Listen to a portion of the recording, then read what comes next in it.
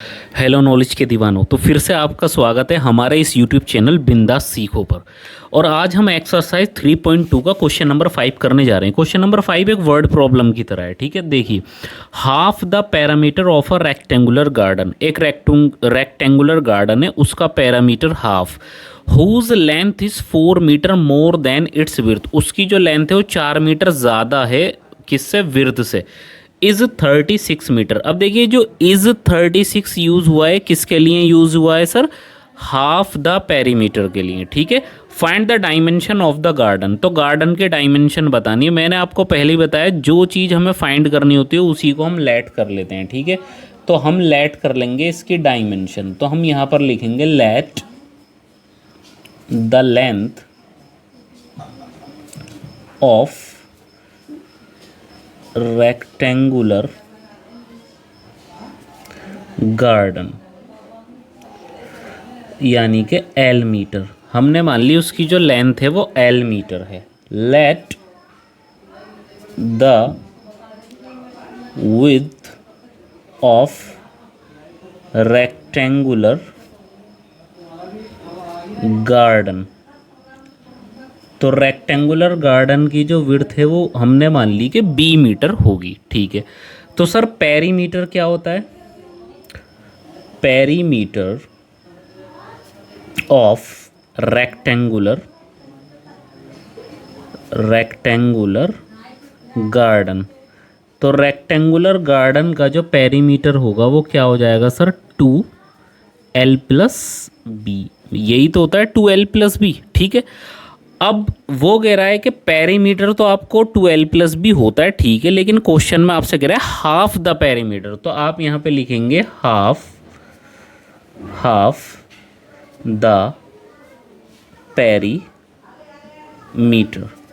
तो half the perimeter कितना हो जाएगा सर, हाफ द पेरीमीटर यानी कि हाफ करने के लिए 1/2 और इनटू पेरीमीटर कितना है 2L प्लस बी, तो आपने लिख दिया 2L प्लस बी। अब सर 2 से 2 कैंसिल हो गया, तो हाफ द पेरीमीटर कितना आ गया आपका, L प्लस बी। अब देखिए, ये जो हाफ द पेरीमीटर है ये क्वेश्चन में कितना दे रखा है, 36, तो इसकी जगह आपने यहाँ पर लिख दिया 36। तो अल्टीमेटली आप कह सकते हैं कि आपकी इक्वेशन बनी L plus B equal to 36। ये हो गई आपकी इक्वेशन नंबर 1, ये हो गई आपकी इक्वेशन नंबर 1, आपको दिख रहा होगा, ठीक है। तो देखिए, क्वेश्चन में दे रखा था, ये मैंने यहाँ पर लिख दिया, तो L plus B equal to कितना हो गया, 36। अब आगे से क्वेश्चन पढ़िए, देखिए, whose length is 4 metre more than, sir उसकी जो लेंथ है वो 4 मीटर ज़्यादा है। अब देखिए, यहाँ पर अगर मैं लिख दूँ L और यहाँ पर मैं लिख दूँ B, तो ये जो लेंथ है ना ये 4 मीटर ज़्यादा है। क्या है सर, देखिए इसको समझने में कन्फ्यूज़न होता है, तो मैं आपको सही से बता दूं, ये जो लेंथ है ये 4 मीटर ज़्यादा है, तो अगर ये 4 मीटर ज़्यादा है तो ब्रेथ को भी 4 मीटर ज़्यादा कर दो, यानी +4 कर दो, और अब इसको इक्वल बना दो, ठीक है। तो अगर ये 4 मीटर ज़्यादा है तो ब्रेथ को भी मैंने 4 मीटर ज़्यादा कर दिया। तो अब मेरे पास में L, इस B को मैंने इधर बुला लिया, माइनस का हो गया और बचा आपके पास 4, तो ये हो गई आपकी इक्वेशन नंबर 2, ठीक है। अब देखिए, अब इस क्वेश्चन में आपसे ये नहीं बोला है कि आप इसकी डायमेंशन ग्राफिकली मेथड से बताओ, एलिमिनेशन या सब्स्टिट्यूशन मेथड से बताओ, बट इंट्रोडक्शन में तो मैं आपको सारे मेथड बता चुका हूँ, क्रॉस भी, सारे ग्राफ के भी, कैसे भी, ठीक है। तो हम इसको सॉल्व करने के लिए ईजी मेथड यानी कि एलिमिनेशन मेथड का यूज़ करेंगे। तो हम यहाँ पर लिखते हैं फ्रॉम फर्स्ट एंड टू, ठीक है, क्योंकि ये एलिमिनेशन मेथड से बहुत इजी हो जाएगा। तो पहली इक्वेशन क्या है आपकी, L plus B equal to 36, और दूसरी इक्वेशन क्या है आपकी, L minus B equal to 4, ठीक है। तो देखिए, plus B minus B cancel out हो गया, L और L मिलके 2L हो गया, और 36 में 4 जोड़ेंगे तो 40 हो जाएगा, 40 2 से कटेगा तो 20 आ जाएगा, यानी कि 20 मीटर की आ गई आपकी लेंथ। तो एक आंसर तो ये आ गया आपका, ठीक है। तो अब लेंथ अगर आपकी आ गई है तो आप इसको क्या कर सकते हैं सर, अब आप इसको किसी भी इक्वेशन में रख के निकाल सकते हैं। तो मैं यहाँ पर लिख देता हूँ फ्रॉम फर्स्ट, तो फ्रॉम फर्स्ट से हमें करना है, फ्रॉम फर्स्ट क्या है आपकी, L plus B equal to 36, तो L plus B equal to 36, तो L की जगह आपने रख दिया 20 प्लस में B, 20 प्लस में B इक्वल टू 36, ठीक है।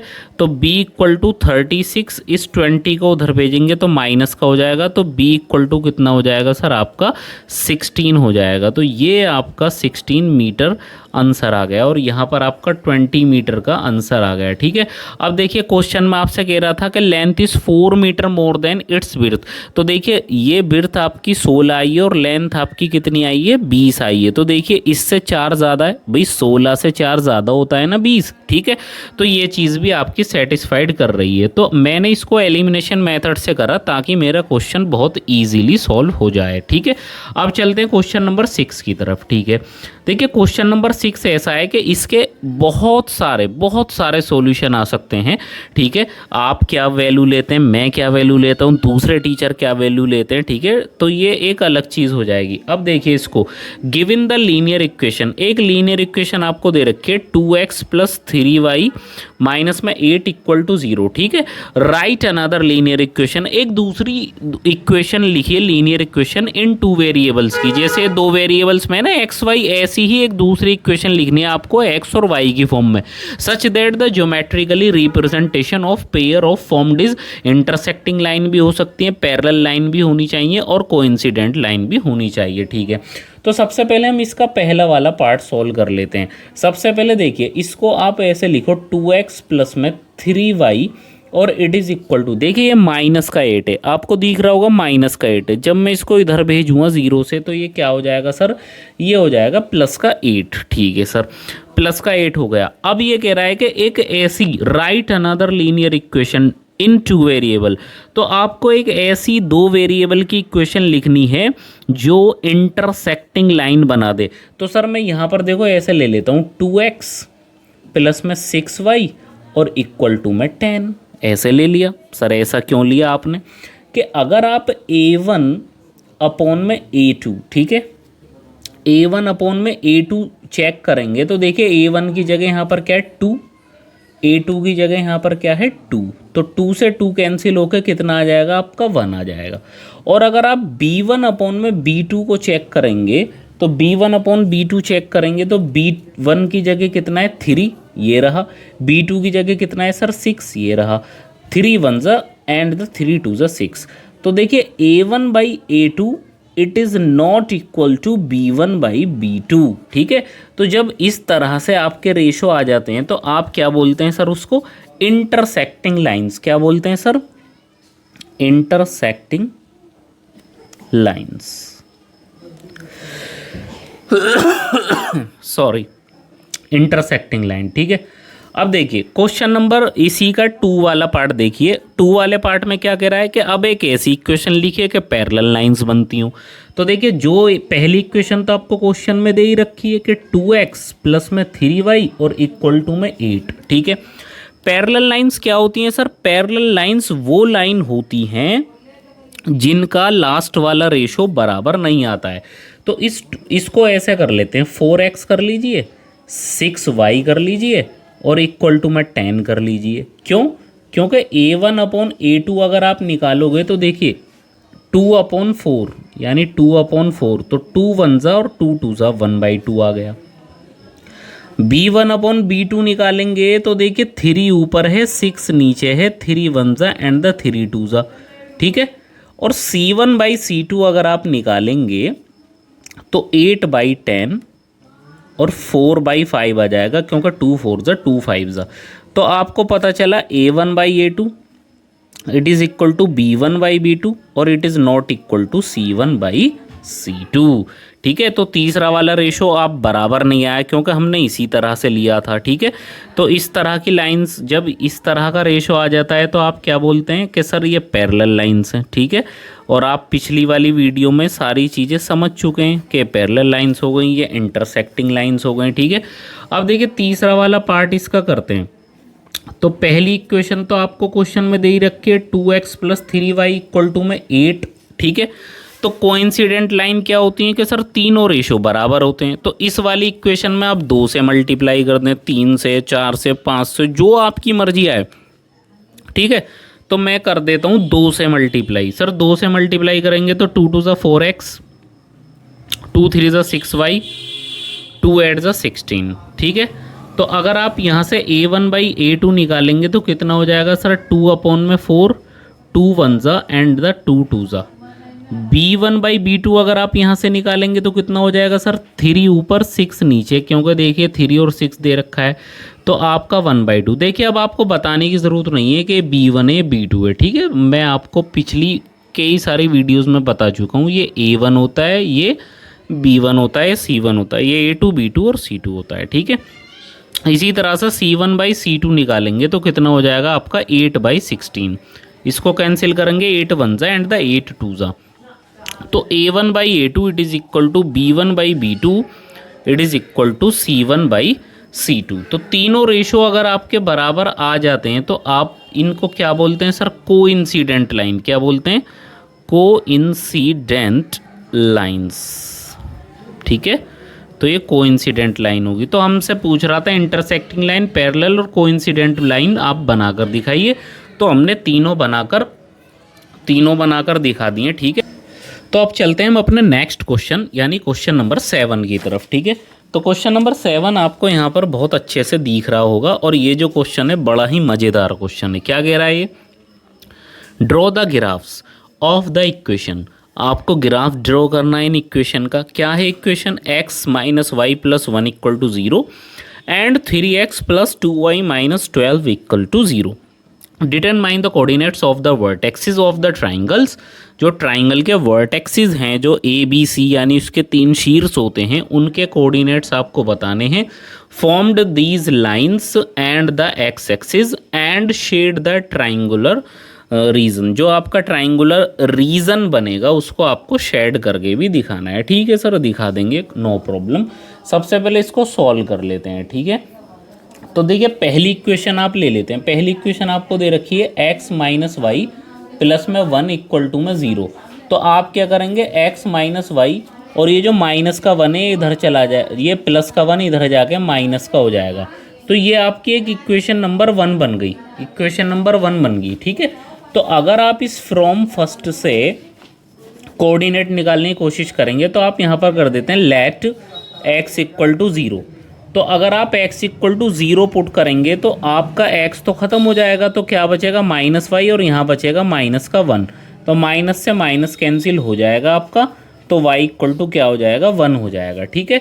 और अगर आप दूसरी बार में करते हैं लेट y = 0, ठीक है, यहाँ y की जगह 0 पुट करते हैं तो x की वैल्यू कितनी आ जाएगी, y तो 0 हो जाएगा, तो x की वैल्यू आ जाएगी इस बार -1, ठीक है। तो इसको बना लेते हैं अब।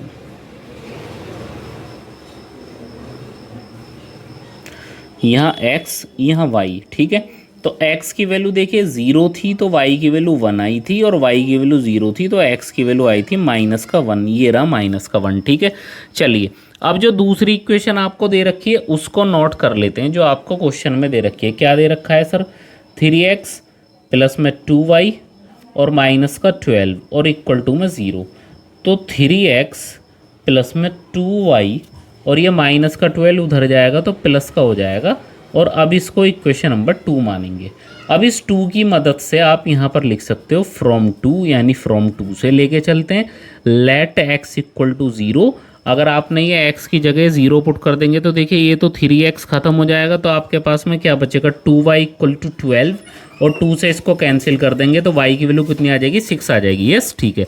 और लेट y = 0, अगर आप 0 लेके चलते हैं y की वैल्यू तो देखिए 2y ख़त्म हो जाएगा, मेरी फिंगर देखिए 2y ख़त्म हो जाएगा, बचा आपके पास में क्या, 3x और = में 12, 3 4 = 12 होता है, x की वैल्यू 4 आ जाएगी, ठीक है। तो आपकी जो कंडीशन बनेंगी वो किस तरह से बनेंगी इस कॉलम के अंदर, उसको लिख लेते हैं। ये x हो गया, y हो गया। तो जब x की वैल्यू आपने 0 ली थी, y आया था आपका 6, और जब y की वैल्यू 0 लिए तो x आया आपका 4, ठीक है। तो अब इन्हीं की मदद से एक हमें ग्राफ प्लॉट करके दिखाना है, ठीक है। चलिए सर, ये वैल्यूज़ मैंने पहले से ही ग्राफ पे प्लॉट कर दी हैं, ये रही आपकी वैल्यू, आपको दिख रहा होगा, ठीक है। तो देखिए जब x की वैल्यू 0 है, ध्यान से देखना है आपको, x की वैल्यू अगर 0 है ये रही, तो y की वैल्यू कितनी है सर, 1, ये रहा आपका एक पॉइंट। जब x की वैल्यू आपकी 0 है तो y की वैल्यू 1 है, यहाँ पर मैंने एक पॉइंट बना दिया। और y की वैल्यू अगर ज़ीरो है, देखिए ज़ीरो तो हर कहीं पे सेम ही होता है, यहाँ x भी ज़ीरो y भी, तो अगर y की वैल्यू यहाँ पर ज़ीरो है तो x की वैल्यू -1 है आपकी, ये रहा आपका -1 लेफ्ट हैंड साइड पे, ठीक है। तो y की वैल्यू जब आपकी ज़ीरो थी यहाँ पर तो x की वैल्यू कितनी है, -1 है, ठीक है। और जब x की ज़ीरो थी तो y की वैल्यू कितनी है सर, 1 है। तो 2 पॉइंट आपको मिल गए, तो इन दोनों पॉइंटों को आप मिला देंगे, ठीक है सर। चलिए, तो इन 2 पॉइंटों को आप मिला दीजिए, ये आपके दोनों पॉइंट मिल चुके हैं, ठीक है सर।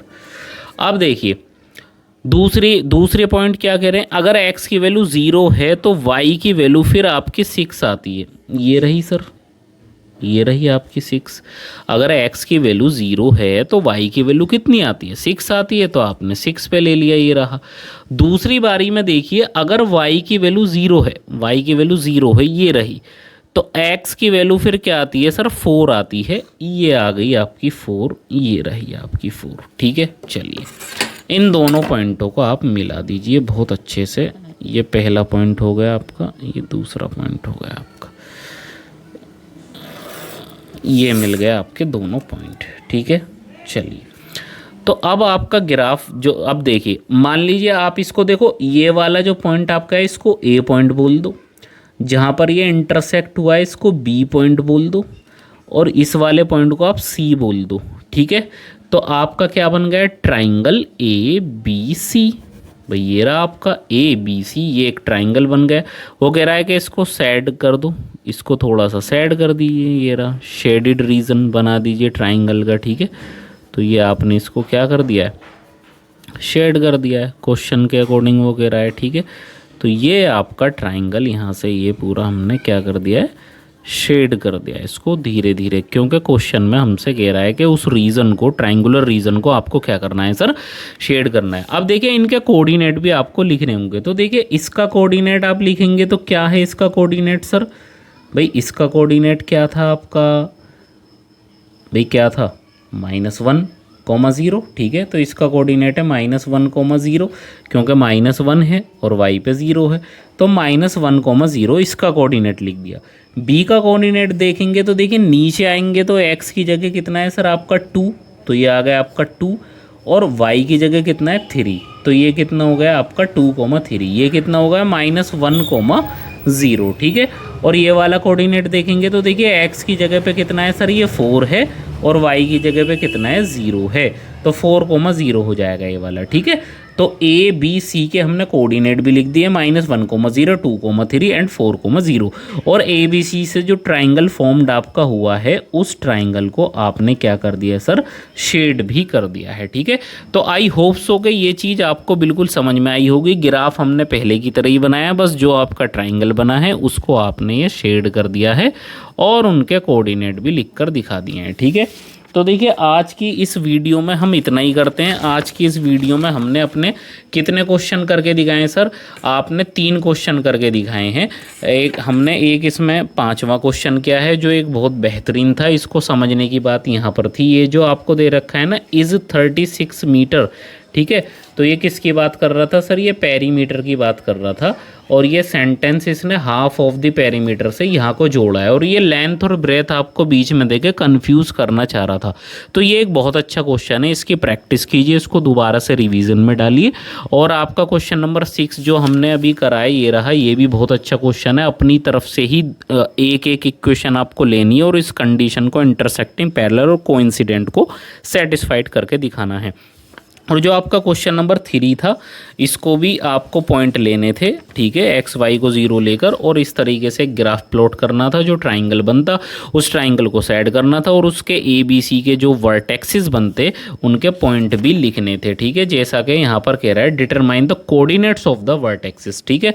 तो वर्टेक्सेस क्या होते हैं सर, ये देखिए, ये जो आपका ए है, ये बी है, ये सी है, ये क्या है, वर्टेक्सेस हैं, और ये इसके कोऑर्डिनेट है -1,0, 2,3 एंड 4,0, ठीक है। अच्छा, तो ये मैंने सारी चीज़ें आपको बता दी हैं। तो आज की वीडियो में इतना ही, ठीक है। तब तक के लिए हम आपसे विदा चाहते हैं। कल आपसे मिलते हैं नेक्स्ट वीडियो में और नेक्स्ट एक्सरसाइज 3.3 के साथ में। एडवांस लेवल की एनसीईआरटी कर रहे हैं हम, पुरानी वाली, तो उसके अकॉर्डिंग हम एक्सरसाइज 3.3 पे कल चलने वाले हैं, ठीक है। तो तब तक के लिए धन्यवाद। जय हिंद, जय भारत।